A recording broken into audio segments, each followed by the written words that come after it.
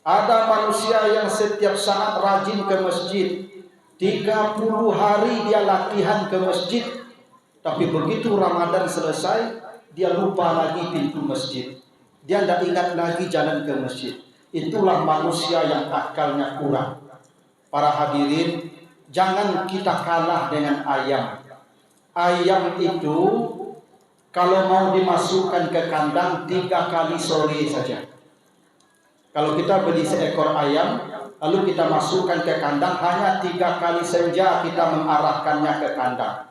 Senja keempat dia sudah hafal pintu kandangnya. Kita 1 bulan datang ke masjid, tiba-tiba Ramadan selesai masjid sepi. Alangkah lebih buruknya kita dengan seekor daripada seekor ayam, para hadirin. Jangan kita seperti itu, kata Allah. Jangan seperti wanita yang kurang akal, yang sudah memintal benangnya dengan kuat, lalu dia urai kembali menjadi bercerai-berai. Kita berharap setelah Ramadan masjid seperti ini kembali ramainya, seperti bulan-bulan kita di awal Ramadan yang bahkan tumpah ruah sampai keluar. Karena masjid tidak dibangun untuk Ramadan, masjid dibangun untuk dimakmurkan sepanjang waktu sampai kita meninggalkan kehidupan di dunia ini.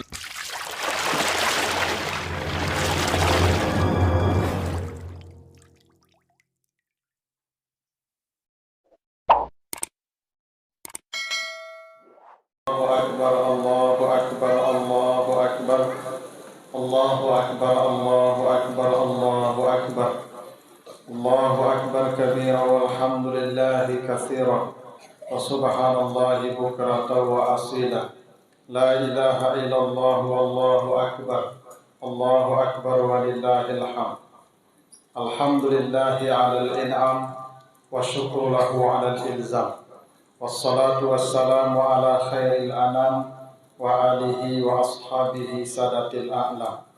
Asyhadu an la ilaha illallah wahdahu la syarikalah wa asyhadu anna Muhammadan abduhu wa rasuluh la nabiyya ba'da. Salawatullah wa salamuhu ala Muhammad wa ala alihi wa sahbihi ila yaumil qiyamah. Amma ba'du, fa ya ayyuhal hadirun, usikum wa nafsi bi taqwallah, fa hiya wasiyatullah lil awwalin wal akhirin.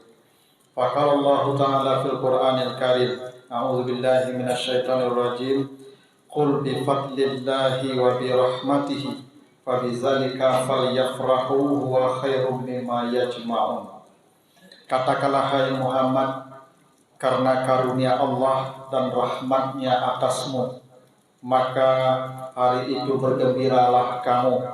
Itulah yang lebih baik dari semua dunia yang kamu kumpulkan. Sadaqallahul azim, surat Yunus ayat yang ke-58. Masyarul muslimin, jamaah salat Id yang dimuliakan Allah. Dalam kesempatan yang penuh berkah ini, saya selaku khatib mengingatkan dan mengajak kita bersama untuk marilah kita senantiasa meningkatkan rasa takwa kita kepada Allah Subhanahu wa taala dengan mengerjakan segala perintah Allah dan menjauhi segala larangannya. Allahu Akbar, Allahu Akbar, Allahu Akbar. Sejak terbenamnya matahari di ufuk barat sore kemarin, kita umat Islam memandangkan kalimat takbir, tahmid dan tahlil sebagai rasa syukur atas hidayah Allah dan pertolongannya.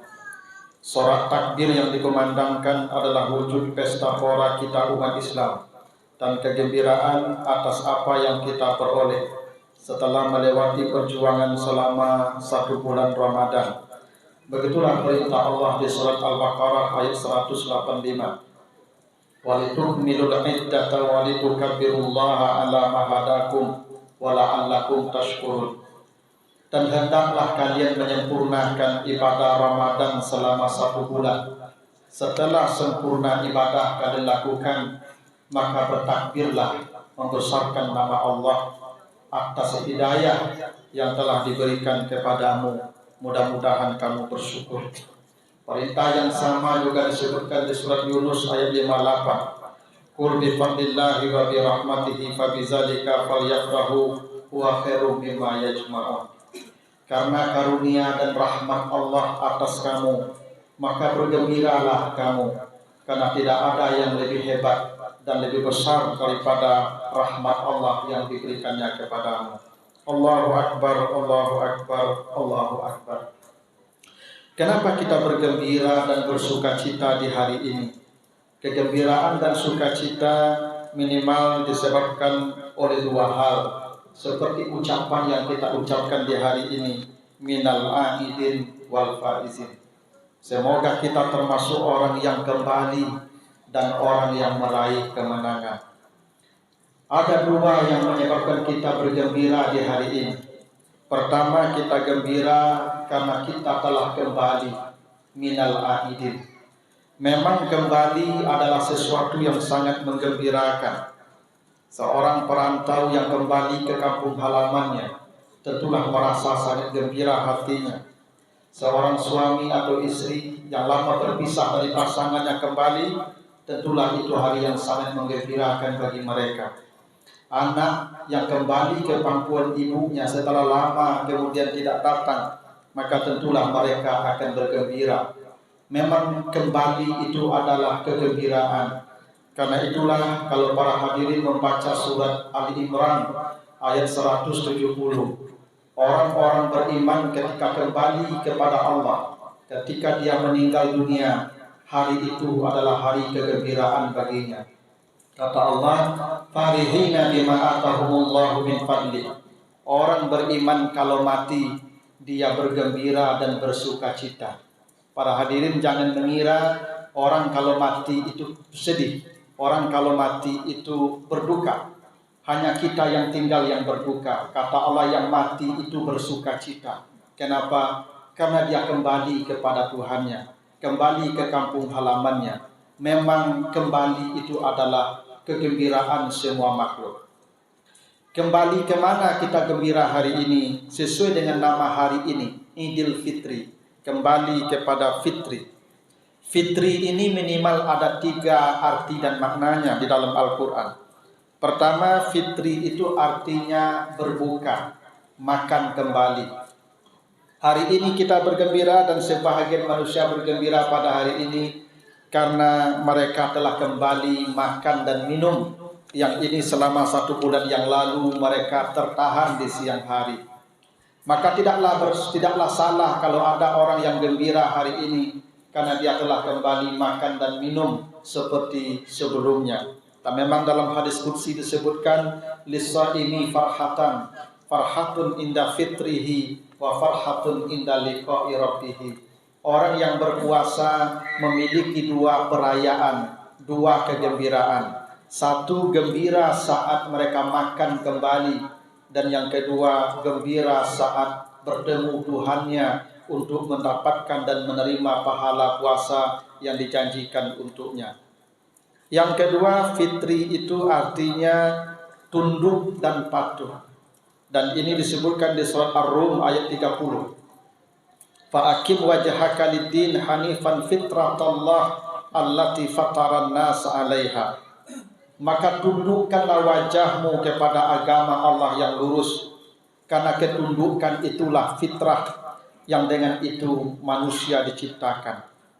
Manusia adalah makhluk yang tunduk dan patuh.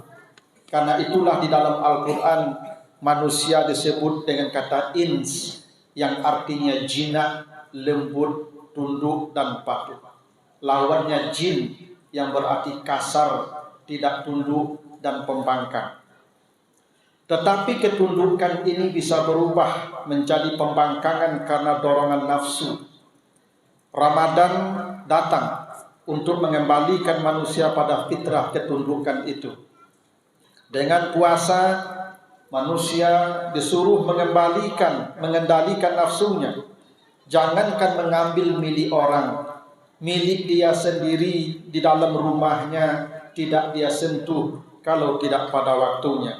Begitulah manusia disuruh mengendalikan nafsunya dan mengembalikan manusia kepada fitrah ketundukannya.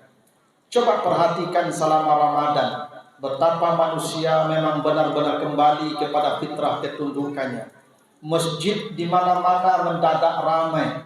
Hampir-hampir semua masjid tidak muat oleh jamaah. Infak mengalir dengan deras. Al-Quran berlomba-lomba dibaca manusia selama Ramadan. Artis yang selama ini buka-bukaan tampil di media mendadak menutup aurat, berjilbab dan berhijab. Itulah bukti bahwa Ramadan mengembalikan manusia kepada fitrahnya sebagai makhluk yang tunduk dan patuh kepada Allah. Maka pada hari ini kita bergembira dan bersukacita karena kita telah kembali kepada asal kita sebagai makhluk yang tunduk dan patuh kepada Allah.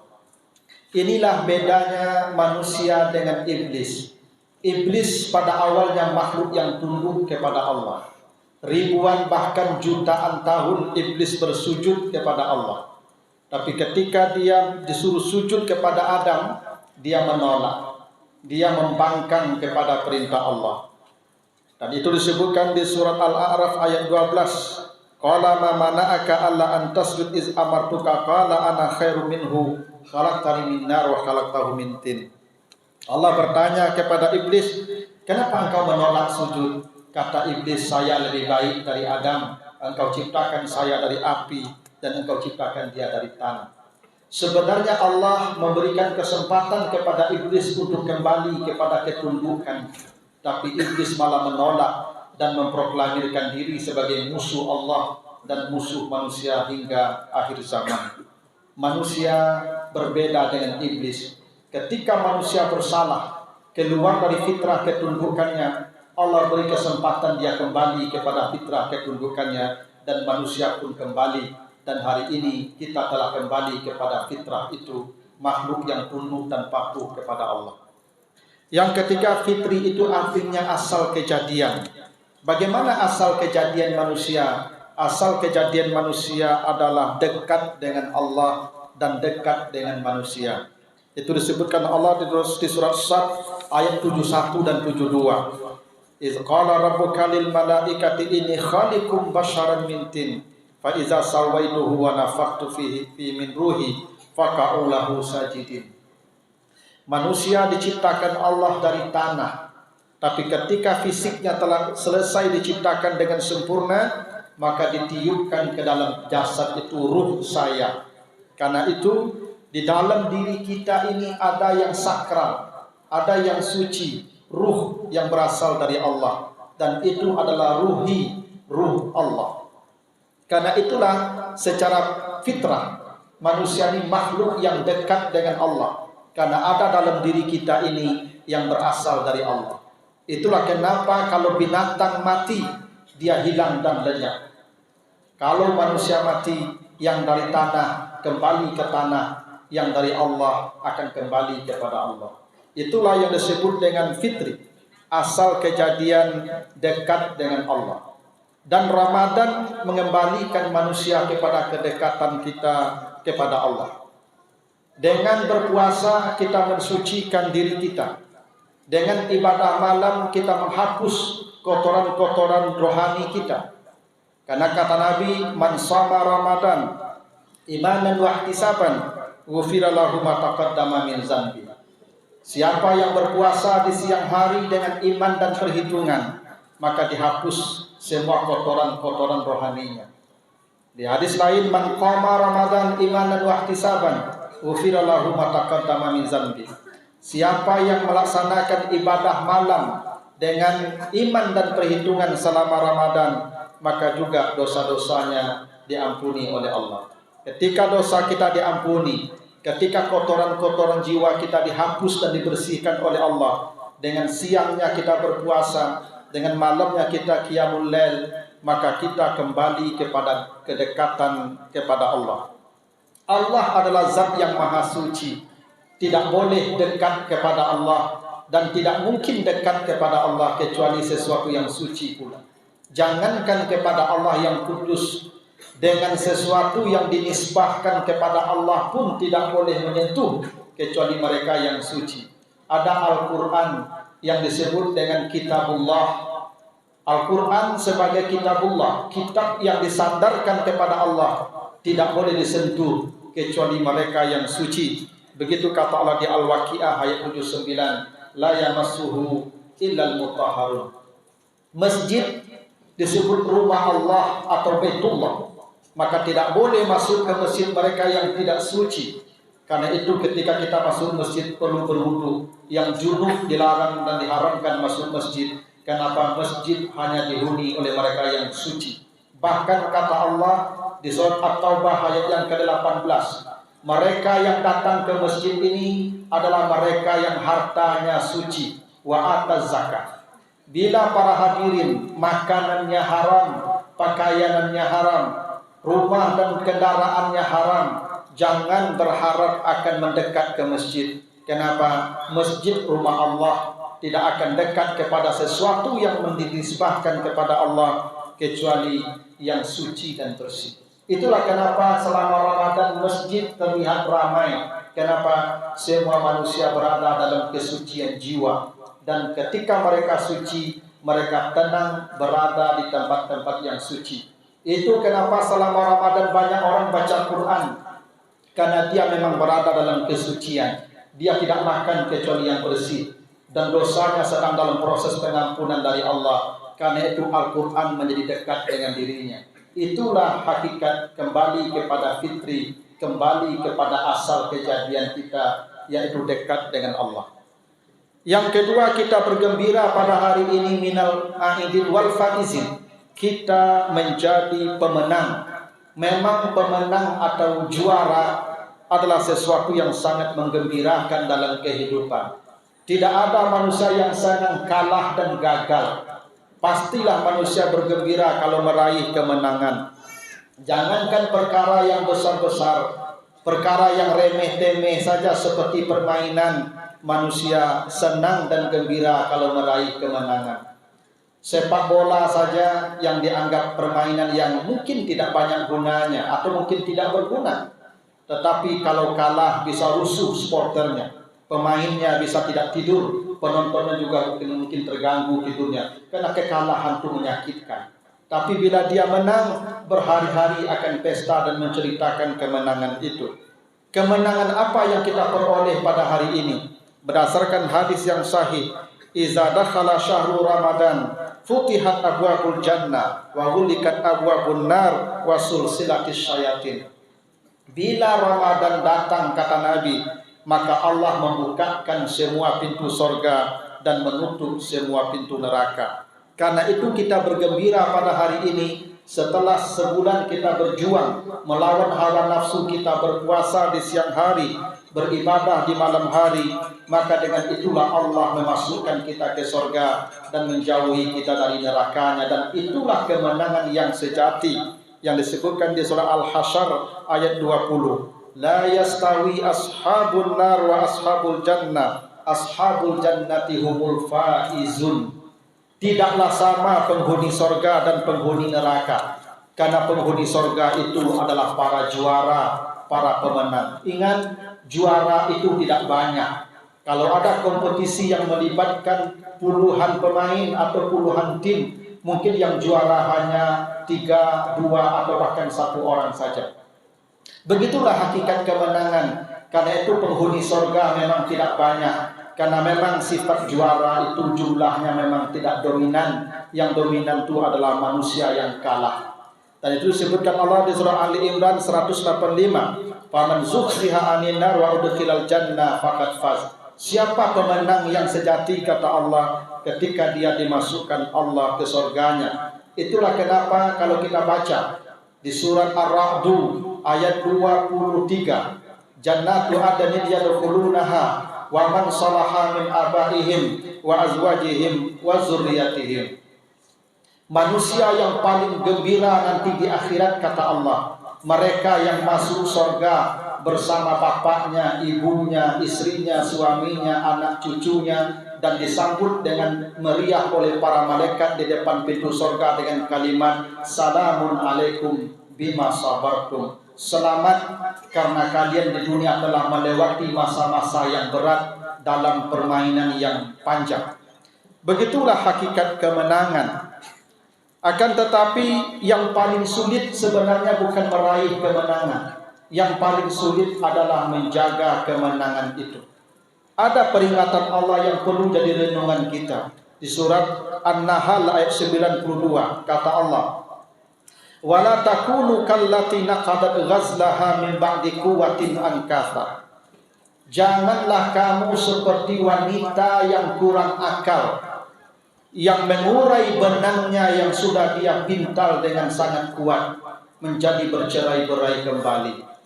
Ayat ini adalah sebuah perumpamaan pada masa lalu untuk menggambarkan manusia yang kurang akal, seperti wanita yang memintal benangnya dengan kuat.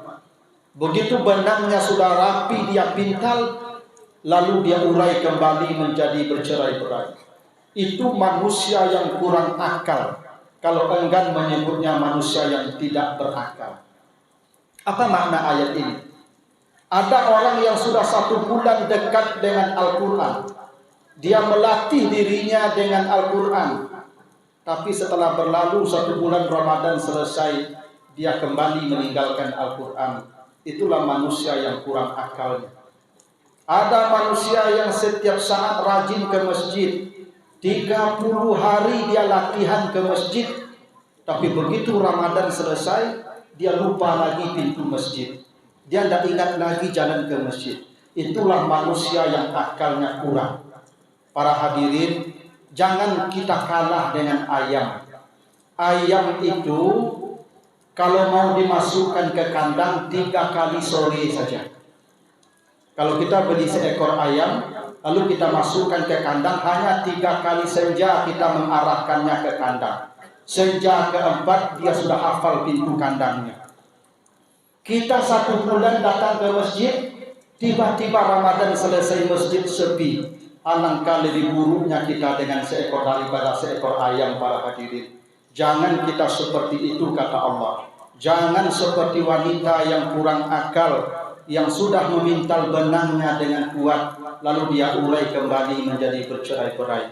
Kita berharap setelah Ramadan masjid seperti ini kembali ramainya, seperti bulan-bulan kita di awal Ramadan yang bahkan tumpah ruah sampai keluar. Karena masjid tidak dibangun untuk Ramadan, masjid dibangun untuk dimakmurkan sepanjang waktu sampai kita meninggalkan kehidupan di dunia ini. Fa'tabiru ya ulil absar la'allakum turhamun.